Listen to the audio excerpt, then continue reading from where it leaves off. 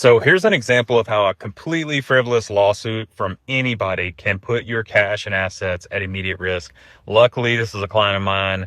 They didn't get anything taken, but here's just an example so you can watch out for this. So a disgruntled individual for my client's company was unhappy. I don't know if it's an employer or whatever. So anyway, filed a lawsuit, right? And they looked up, they're not a lawyer, they don't know any legal stuff. They just looked it up online about how to file a lawsuit, try to get a judgment to garnish wages. That was kind of like the main point. So they went through this whole process. And, my client just basically ignored it. It's an individual, didn't think anything of it, and went through the whole court system. They got a judgment, long story short.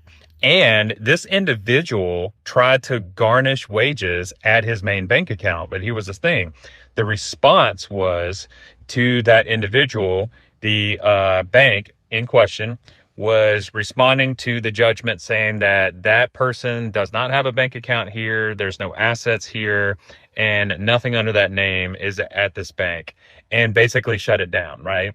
Now, what's interesting the most about this is that this client of mine has lots of assets at that bank, lots of cash, right?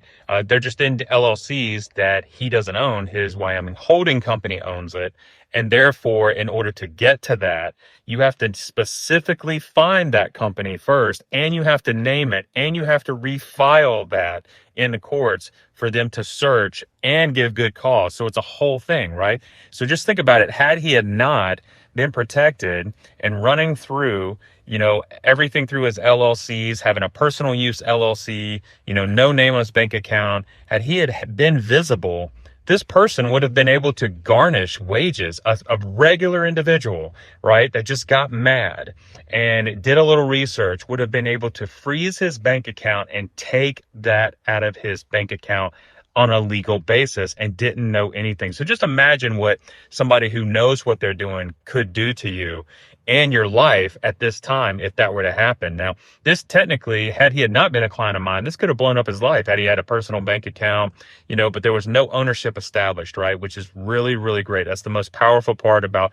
protecting everything you have, is that people who get mad or emotional irate or just want to file anything on you, that you're still protected, your family's protected, your livelihood's protected, and you can keep going like nothing ever happened. But this was a case, luckily it was a client of mine, the person got nothing, they're still in the same bank, everything worked out. But this is just an example that I wanted to give to you to understand that, people think that they have to have a lot or that they have to, really make somebody mad, or it's got to be a big company to come after them, but it doesn't. It could be your next door neighbor.